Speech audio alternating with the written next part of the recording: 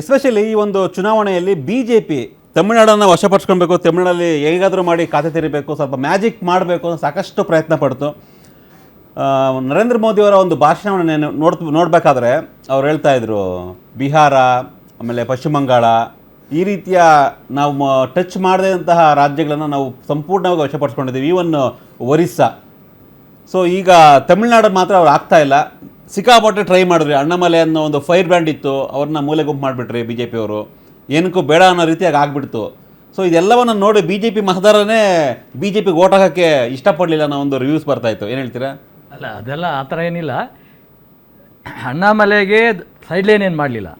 ಅವ್ರಿಗೆ ಉತ್ತಮವಾದ ಒಂದು ಅವಕಾಶಗಳು ಮುಂದೆ ಇದ್ದಾವೆ. ಅವ್ರೇನು ಪಕ್ಷ ಬಿಟ್ಟು ಹೋಗಲಿಲ್ಲ, ಹಂಗಂತ ಎಲ್ಲೂ ಅವ್ರು ಸ್ಟೇಟ್ಮೆಂಟ್ ಕೊಡಲಿಲ್ಲ. ಎಲ್ಲ ಬಿಡೋಕೆ ರೆಡಿ ಆಗಿದ್ರು. ಅಲ್ಲ, ಸಾಕಷ್ಟು ಸರ್ಕಸ್ ಮಾಡಿ ಉಳಿಸ್ಕೊಂಡ್ರಿ ಅನ್ನೋ ಒಂದು ಲೆಕ್ಕಾಚಾರ. ಸ್ವತಃ ನಮ್ಮ ಬಿ ಎಲ್ ಸಂತೋಷ್ ಅವರೇ ಹೋಗಿ ಅವ್ರು ಮೀಟ್ ಆಗಿದ್ರು. ಸೊ ವೆಯ್ಟ್ ಮಾಡಪ್ಪ ಅಂತ ಕನ್ವಿನ್ಸ್ ಮಾಡಿದ್ರು, ಈಗ ಉಳ್ಕೊಂಡ್ರು ಅಂತ. ಸಹಜವಾಗಿ ರಾಜ್ಯಾಧ್ಯಕ್ಷ ಸ್ಥಾನಕ್ಕೆ ತೆಗೆದ್ರಿ, ಸೀಟು ಕೊಡಲಿಲ್ಲ ಪಾಪ ಅವ್ರಿಗೆ, ಅಣ್ಣಾಮಲೈಗೆ. ಇಲ್ಲ, ಅಲ್ಲಿನ ಪರಿಸ್ಥಿತಿಗೆ ತಕ್ಕಂಗೆ ಯೋಚನೆ ಮಾಡಿ ಸೀಟ್ ಕೊಡಬೇಕಾಯ್ತು. ಹಂಗಾಗಿ ಸೀಟ್ ಕೊಡದೇ ಇರ್ಬೋದು. ಬಟ್ ಅವ್ರಿಗೆ ಬೇರೆ ಅವಕಾಶ ಇತ್ತು, ಇದೆ. ಈಗಲೂ ಏನು ಮಿಸ್ ಆಗಲ್ಲ, ಅವ್ರಿಗೆ ಇರ್ತದೆ. ಈಗ ನಂಗೆ ನೋಡೋಕೆ ಹೋದರೆ ಅಲ್ಲಿ ಮುರುಗನ್ ಅಂತ ಒಬ್ಬರು SC ಕಮಿಷನ್ ಆಗಿದ್ದಾರೆ. ಅಲ್ಲ, ಸೆಂಟ್ರಲ್ ಮಿನಿಸ್ಟರ್ ಆಗೋಕ್ಕೆ ಮುಂಚೆ ಸೋತ್ರು. ಇಲ್ಲಿ ಸೋತ್ರು ಅವ್ನು ಸೆಂಟ್ರಲ್ ಮಿನಿಸ್ಟರ್ ಮಾಡಿ ಆಮೇಲೆ MP ಮಾಡೋರು. ಅಣ್ಣಾಮಲೈನ ಮಿನಿಸ್ಟರ್ ಮಾಡ್ತೀರ ಹಾಗಾದ್ರೆ ಸೆಂಟ್ರಲ್? ಹೇಳೋಕ್ಕಾಗಲ್ಲ. ನಮ್ಮ ಪಕ್ಷ ಯಾರಿಗೆ ಯಾವ ಥರ. ನೋಡಿ, ಈಗ ನಮ್ಮ ವೆಸ್ಟ್ ಬೆಂಗಾಲಲ್ಲಿ ಕಸ ಗುಡಿಸೋ ಒಂದು ಮನೆ ಕೆಲಸ ಮಾಡೋ ಹೆಣ್ಮಗಳು ಇವತ್ತು MLA ಆಗಿದ್ದಾರೆ. ಅಲ್ಲಿ ಈಗ ಯಾವಾಗ ಯಾರಿಗೆ ಏನು ಬರುತ್ತೋ ಅದೃಷ್ಟಗಳು ಹೇಳೋಕ್ಕಾಗಲ್ಲ. ತಮಿಳ್ನಾಡು ಕತೆ ಹೇಳಿ. ತಮಿಳ್ನಾಡು ಕಡೆ ಒಂದೇ ಒಂದು ಗೆದ್ದಿದ್ದೀರಾ, ತಮಿಳ್ನಾಡಲ್ಲಿ ಕೊನೆಗೂ ಒಂದು ಗೆದ್ದಿದ್ದೀರಾ. ಅಲ್ಲ, ಗೆಲ್ಲದರೂ ಸೋಲೋದು ಪ್ರಜಾಪ್ರಭುತ್ವ ವ್ಯವಸ್ಥೆಯಲ್ಲಿ. ಯಾಕೆ ನೀವು ತಮಿಳ್ನಾಡನ್ನ ಕ್ಯಾಪ್ಚರ್ ಮಾಡೋಕ್ಕೆ ಯಾಕೆ ಆಗ್ತಿಲ್ಲ ನಿಮಗೆ ಅಂತ? ತಮಿಳ್ನಾಡಲ್ಲಿ ಈಗ ಹೊಸ ನಾಯಕತ್ವ ಅಲ್ಲಿ ಬಂದಾಗ ಎಲ್ಲರೂ ಯಾರನ್ನೂ ನೋಡಲಿಲ್ಲ. ಅವರು ಹೊಸ ನಾಯಕನ ನೋಡಿದ್ರು, ವಿಜಯಗೆ ಓಟ್ ಹಾಕ್ಬೇಕಂತ ಹಾಕಿದ್ರು ಅವರು. ಹಾಗಾಗಿ BJP ನಮ್ಮ BJPದು ಮತದಾರರು ಏನಿದ್ದಾರೆ ಅವರು ಅದನ್ನೇನು ಕಮ್ಮಿ ಆಗಿಲ್ಲ, ಇನ್ನೂ ಅಪ್ಗ್ರೇಡ್ ಆಗಿದ್ದಾರೆ ಅಲ್ಲಿ. ಹಾಗಾಗಿ ನಾವು ಮುಂದಿನ ದಿನಗಳಲ್ಲಿ ಸುಧಾರಣೆ ಮಾಡ್ಕೊಡ್ತೀವಿ. ಮತ್ತು ಅಲ್ಲಿ ತಮಿಳ್ನಾಡಲ್ಲಿ ನಾವು ಗೆದ್ದು ಬರ್ತೀವಿ. ಅಲ್ಲ, ಬರೀ ತಮಿಳ್ನಾಡಲ್ಲ, ಸೌತಲ್ಲಿ ನೀವು ಈಗ ಕೇರಳದಲ್ಲಿ ಮೊದಲನೇ ಬಾರಿಗೆ 3 ಸ್ಥಾನ ಗೆದ್ದಿದ್ದೀರಾ. 3 MLA, ಕೊನೆಗೆ 3 ಬಂದಿದೆ ಕೇರಳದಲ್ಲಿ.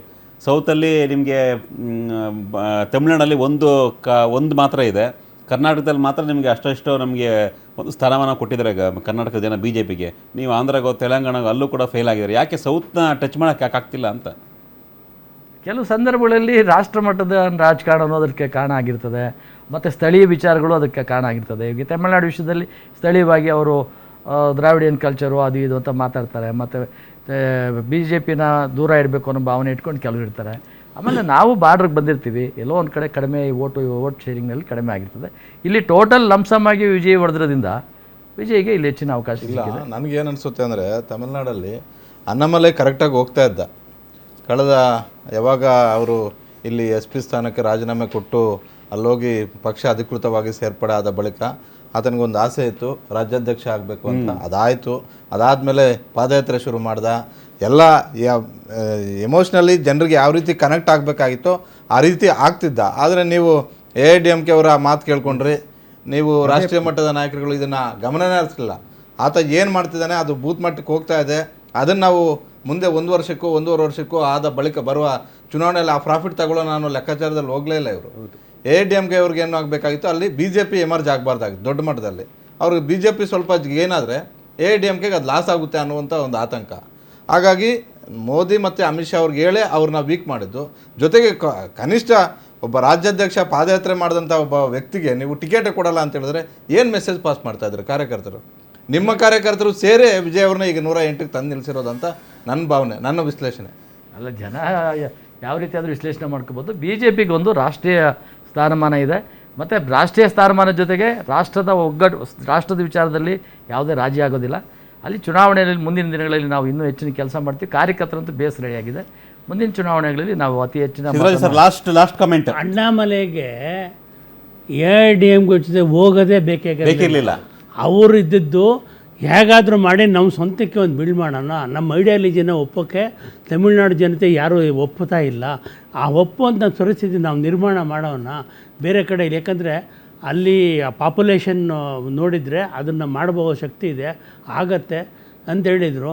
ಇಲ್ಲಿ ಇವ್ರಿಗೇನಾಯಿತು ಅಂತ ಹೇಳಿದರೆ, ಇವರು DMK ಅವರನ್ನು ಬಿಟ್ಬಿಟ್ರೆ ನಮಗೆ ಬೇಸಿಲ್ದೆ ಅಲ್ಲಿ ಒಬ್ಬರು ಆ ಕನ್ಯಾಕುಮಾರಿನಲ್ಲಿ ಗೆಲ್ಲೋರು MP ಆಗಿ ಅವರು ಸೋತ್ಬಿಟ್ರು. ಆಮೇಲೆ ಅದು ಬಿಟ್ಟರೆ ಇವ್ರಿಗೆ ರಾಧಾಕೃಷ್ಣ ಅವ್ರಿಗೆ ಮಂತ್ರಿ ಕೂಡ ಮಾಡಿದರು, ಮಿನಿಸ್ಟರ್ ಆಫ್ ಸ್ಟೇಟನ್ನು ಮಾಡಿದರು. ಅವರು ಅದು ಅವರು ವರ್ಚಸ್ಸಿಂದ ಗೆಲ್ತಾ ಇದ್ದಿದ್ದು, ನಾಟ್ BJP ಸಿಂಬಲು ಟಿಕೆಟಿಂದಲ್ಲ ಅದು ಅವರು. ಹಂಗಾಗಿ ಇವರು ಏನಾದರೂ ಮಾಡಿ ಇದೊಂಥರ ವಿಕ್ರಮ್ ಅವ್ರ ಬೇತಾಳ ಕತೆ, ನಮ್ಗೆ ಅವ್ರು ಬೆನ್ನು ಬೇಕು ಅಂತ ಬೆನ್ನು ಬೀಳೋ ಬದಲು ಇವ್ರು ಬಿಟ್ಬಿಟ್ಟಿದ್ದಿದ್ರೆ ಅಣ್ಣಾಮಲೈಗೆ ಸ್ವಲ್ಪ ಮಾಡಿದ್ದಿದ್ರೆ, ಅಗ್ರೆಸಿವ್ ಆಗಿ ಅವ್ರು ಮಾಡ್ತಾಯಿದ್ದು, ಇನ್ನೆರಡು ಸಾಥ್ ಕೊಟ್ಟಿದ್ದರೆ ಏನೋ ಒಂದು ಈಗ 15 ವರ್ಷ ಕಷ್ಟಪಟ್ಟಿದ್ದಾರೆ ವೆಸ್ಟ್ ಬೆಂಗಾಲಲ್ಲಿ.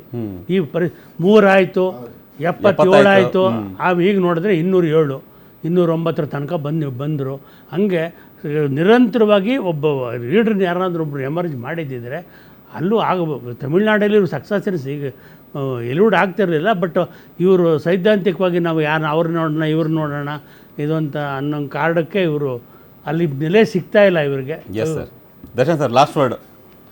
ಪ್ರಜಾಪ್ರಭುತ್ವದಲ್ಲಿ ಏನು ತೀರ್ಪು ಬಂದಿದೆ ನಾವು ತಲೆಬಾಗಲೇಬೇಕಾಗ್ತದೆ. ನಮ್ಮ ರಾಹುಲ್ ಗಾಂಧಿಯವರು, ಮಲ್ಲಿಕಾರ್ಜುನ ಖರ್ಗೆ ಸಾಹೇಬರು ತಮಿಳುನಾಡಿನ ವಿಚಾರದಲ್ಲಿ ಒಂದು ಸುಖವಾದಂಥ ಉತ್ತಮವಾದಂಥ ನಿರ್ಧಾರವನ್ನು ಕೈಗೊಳ್ತಾರೆ ಅಂತ ಭಾವನೆ ಇದೆ. ರಾಹುಲ್ ಗಾಂಧಿಯವರು ಮಾತಾಡಿರೋದ್ರಿಂದ ಖಂಡಿತ ಒಂದು ಪಕ್ಷವಾಗಿ ನಾವು ಪ್ರಜಾಪ್ರಭುತ್ವದ ಉಳಿವಿಗೆ ಅವರಿಗೆ ಸಪೋರ್ಟ್ ಮಾಡ್ಬೋದೇನೋ ಅನ್ನೋ ಆಶಾಭಾವನೆ, ಅದನ್ನು ನಮ್ಮ ಹೈಕಮಾಂಡ್ ನಿರ್ಧಾರ ಮಾಡ್ಬೇಕು ಸರ್. Yes sir.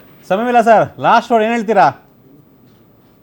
ಒಂದು, ಈಗ ದಕ್ಷಿಣ ಭಾರತದಲ್ಲಿ ಮೂಮೆಂಟ್ಗಳಿವೆ. ಪೆರಿಯಾರ್ ಮೂಮೆಂಟ್ ಇದೆ, ಕರ್ನಾಟಕದಲ್ಲಿ ಬಸವಣ್ಣನ ಮೂಮೆಂಟ್ ಇದೆ, ಕೇರಳದಲ್ಲಿ ನಾರಾಯಣ್ ಗುರು ಮೂಮೆಂಟ್ ಇದೆ. ಇವರೆಲ್ಲ ಪ್ರತ್ಯಕ್ಷವಾಗಿ ಪರೋಕ್ಷವಾಗಿ ಸೋಷಿಯಲ್ ರಿಫಾರ್ಮರ್ಸ್ ಅಷ್ಟೇ ಅಲ್ಲ, ರಾಜಕಾರಣದ ಮೇಲೂ ಇವ್ರ ಪ್ರಭಾವ ಇದೆ ಪರೋಕ್ಷವಾಗಿ. ಹೀಗಾಗಿ ಇಲ್ಲಿ ಒಪಿನಿಯನ್ಸ್ ನ ವ್ಯತ್ಯಾಸ ಮಾಡೋದು ಅಥವಾ ಬೇರೆ ಕಡೆಯಿಂದ ಬಂದು ಐಡಿಯಾಲಜಿನ ಹೇರೋದು, ಸಮುದಾಯಗಳನ್ನ ಒಡೆಯೋದಿದೆಯಲ್ಲ, ಅಂತ ರಾಜಕಾರಣ ಬಹಳ ಕಷ್ಟ ಇದೆ. Yes sir, thank you sir, thank you ಎಲ್ಲರಿಗೂ ಥ್ಯಾಂಕ್ಸ್ ಇಷ್ಟೊತ್ತು ನಮ್ಮ ಈ ಒಂದು ರಾ ಡಿಬೇಟ್ನಲ್ಲಿ ಭಾಗವಹಿಸಿದ್ದಕ್ಕೆ. ಸೊ ಇದಾಗಿತ್ತು ಇವತ್ತಿನ ರಾ ಡಿಬೇಟ್. ಮತ್ತಷ್ಟು ಸುದ್ದಿಗಾಗಿ ನೋಡ್ತಾ ಇರಿ ಗ್ಯಾರಂಟಿ ನ್ಯೂಸ್. ಸುದ್ದಿ ಖಚಿತ, ನ್ಯಾಯ ನಿಶ್ಚಿತ.